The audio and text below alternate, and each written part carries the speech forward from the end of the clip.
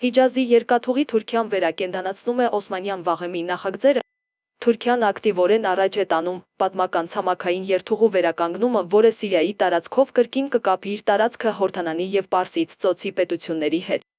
Առևտրի նախարար Օմեր Բոլաթի խոսքով, միջանցքի գործարկումը նախատեսված է 2026 թվականին։ Ենթադրվում է, նախագիծը կմիավորի տարածաշրջանի տնտեսական տարածքները և կբացի Անկարայի, Դամասկոսի և Ամմանի փոխգործակցության նոր փուլ։ Թեստային փոխադրումներն արդեն իրականություն են, թուրքական բեռնատարները ժամանակ առ ժամանակ անցնում են Հորդանան։ Այնուհետև ծոցի երկրներ։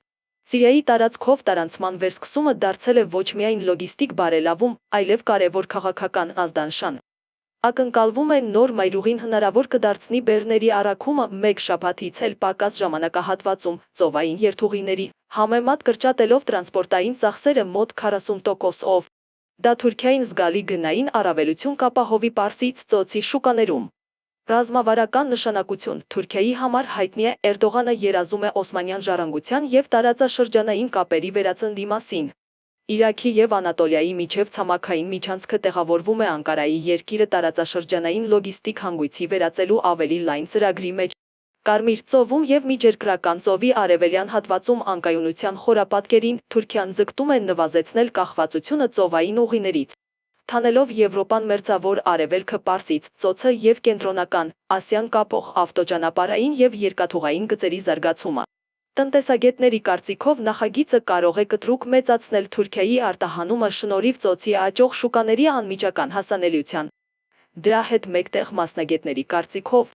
ցամաքային ճանապարհի զարգացումը կարող է ուժեղացնել ճնշումն արաբական առաջատար նավահանգիստների Ջիդվի և Աքաբայի վրա, որոնց հավանաբար անհրաժեշտ կլինի ենթակառուցվածքի արդիականացում տարածաշրջանի փոփոխվող լոգիստիկ քարտեզին հարմարվելու համար։ Նախագիծը բախվում է լուրջ դժվարությունների։ Հիմնական խոչընդոտները պատերազմից ավերված սիրիական ճանապարհներն են։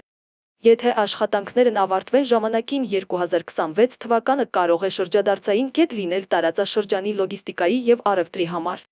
Նոր երթուղին խոստանում է ոչ միայն տնտեսական օգուտներ, այլև երկար ժամանակ խզված մնացած կապերի վերականգնում։ Մերձավոր Արևելքը թևակողում է նոր դարաշրջան, երբ տանկերի և հրետանու փոխարեն բեռնատարներ և գնացքներ են շարժվում։